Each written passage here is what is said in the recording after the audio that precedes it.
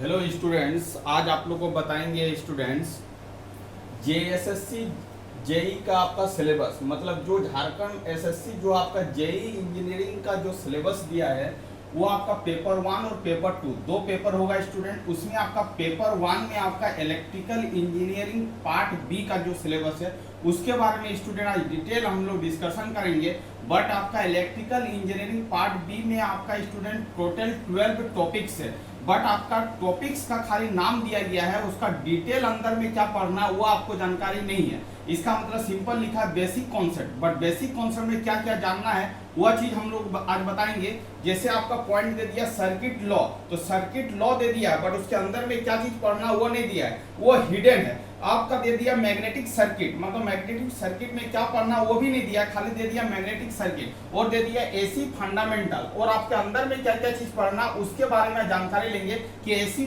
Fundamental में आपका कितना कंटेंट को पढ़ना है, मैग्नेटिक सर्किट में कितना कंटेंट को पढ़ना है, सर्किट लॉ में क्या क्या पढ़ना है, बेसिक कॉन्सेप्ट में क्या क्या जानकारी आना है। अब देखो स्टूडेंट, ये पूरा इलेक्ट्रिकल इंजीनियरिंग पार्ट बी को पूरा 12 टॉपिक्स में डिवाइड किया गया है, बट 12 टॉपिक्स को हम लोग 3 भाग में डिवाइड कर रहे हैं। 4 टॉपिक्स का क्या करेंगे हम लोग, कॉन्सेप्ट को क्लियर करेंगे। 4 इस तरह करके हम लोग क्या करेंगे स्टूडेंट, पूरा मतलब 3 पार्ट में पूरा इस इलेक्ट्रिकल इंजीनियरिंग पार्ट बी को कवर करेंगे। अब देखो स्टूडेंट, आपका जो पहला जो कंटेंट है इलेक्ट्रिकल इंजीनियरिंग पार्ट बी में आपका बेसिक कॉन्सेप्ट में आपको क्या क्या जानकारी होना चाहिए।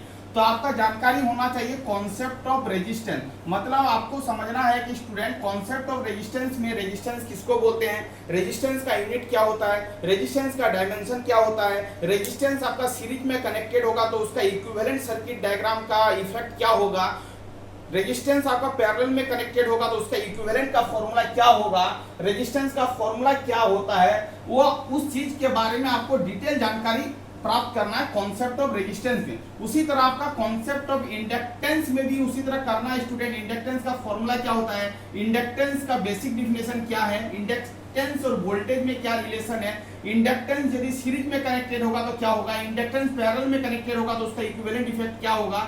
उसी तरह आपको कैपेसिटर के बारे में भी जानना है स्टूडेंट, कैपेसिटर क्या करता है, कैपेसिटर का यूनिट क्या होता है, कैपेसिटर का डायमेंशन क्या होता है। उसके बाद कैपेसिटर यदि सीरीज में कनेक्टेड होगा तो क्या होगा, कैपेसिटर पैरेलल में कनेक्टेड होगा तो क्या होगा।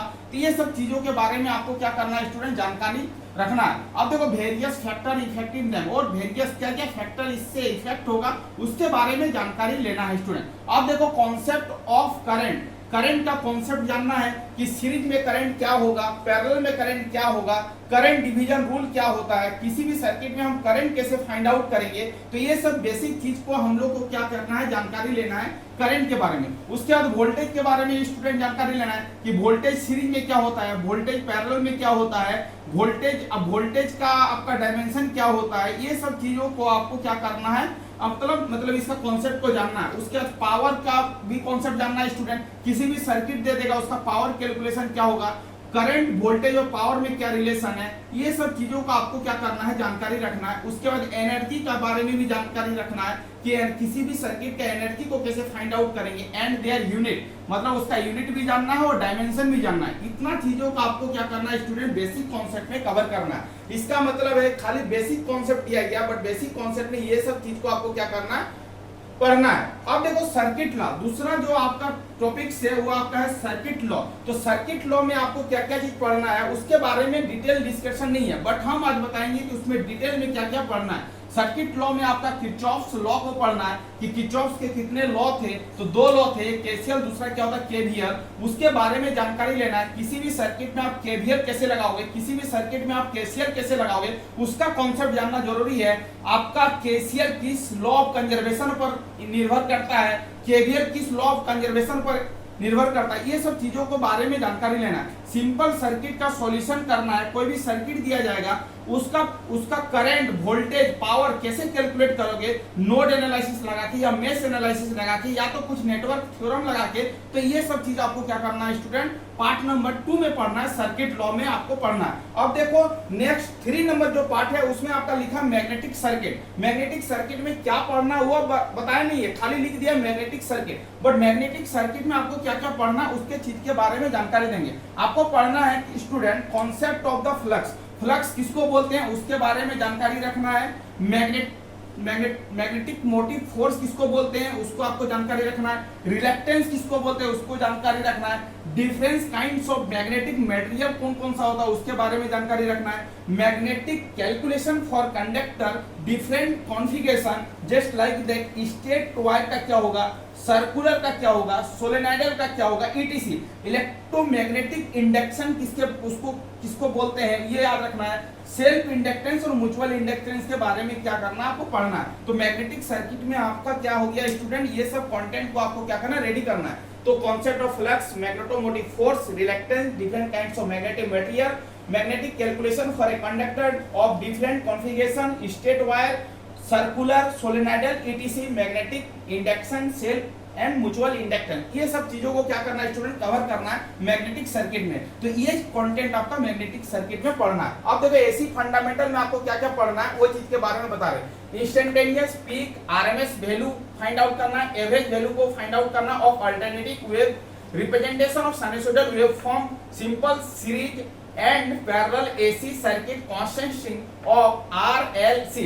मतलब आरएलसी सीरीज में कनेक्टेड होगा तो क्या होगा, आरएलसी पैरेलल में कनेक्टेड होगा तो क्या होगा, ये सब चीजों के बारे में आपको क्या करना है, जानकारी करना है। और रेजोनेंस किसको बोलते हैं इसके बारे में पढ़ना है, टैंक सर्किट किसको बोलते हैं इसके बारे में पढ़ना है, polyphase system, star and delta connection इसके बारे में पढ़ना है, थ्री फेज पावर को पढ़ना है, DC and sinusoidal response of RL and RC circuit, मतलब एसी फंडामेंटल में इतना चीज को आपको क्या करना है, कवर करना है। तो पहले आपका सिलेबस जानकारी होना चाहिए कि एसी फंडामेंटल में आपको क्या क्या पढ़ना है। तो आपको क्या करना है, ये सब नोट करना है। एसी फंडामेंटल में ये सब चीज को आपको क्या करना है, instantaneous peak, RMS, average value of alternative wave, representation of sinusoidal waveform, simple series and parallel AC circuit को पढ़ना है, कंसिस्टिंग ऑफ आरएलसी, रिस्पांस पढ़ना है, रेजोनेंस पढ़ना है, टैंक सर्किट पढ़ना है, पॉलीफेज पढ़ना है, सिस्टम स्टार एंड डेल्टा पढ़ना है, कनेक्शन पढ़ना है, three phase power, DC and sinusoidal response of RL and RC circuit पढ़ना। मतलब एसी फंडामेंटल में इतना कंटेंट को आपको क्या करना है स्टूडेंट, रेडी करना है। इसका मतलब है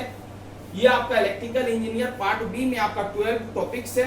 12 टॉपिक्स में आपका 12 कंटेंट है, टॉपिक नहीं बोला, 12 कंटेंट है, उसमें आपका सब टॉपिक्स ये है। तो आपका 4 टॉपिक्स को हम लोग आज क्लियर किए कि 4 टॉपिक के अंदर क्या क्या पढ़ना है। बेसिक कॉन्सेप्ट में ये सब चीज पढ़ना है, सर्किट लॉ में ये पढ़ना है, मैग्नेटिक सर्किट में ये पढ़ना है, और एसी फंडामेंटल में ये चीज को क्या करना है, कवर करना है। स्टेप बाय स्टेप स्टूडेंट हम क्या करेंगे, आपका कवर करेंगे। बेसिक कॉन्सेप्ट को पहले कवर करेंगे, उसके बाद सर्किट लॉ को कवर करेंगे, उसके बाद मैग्नेटिक सर्किट को कवर करेंगे, उसके बाद एसी फंडामेंटल को, बाद बाकी रिमेनिंग टॉपिक को स्टेप बाय स्टेप कवर करेंगे।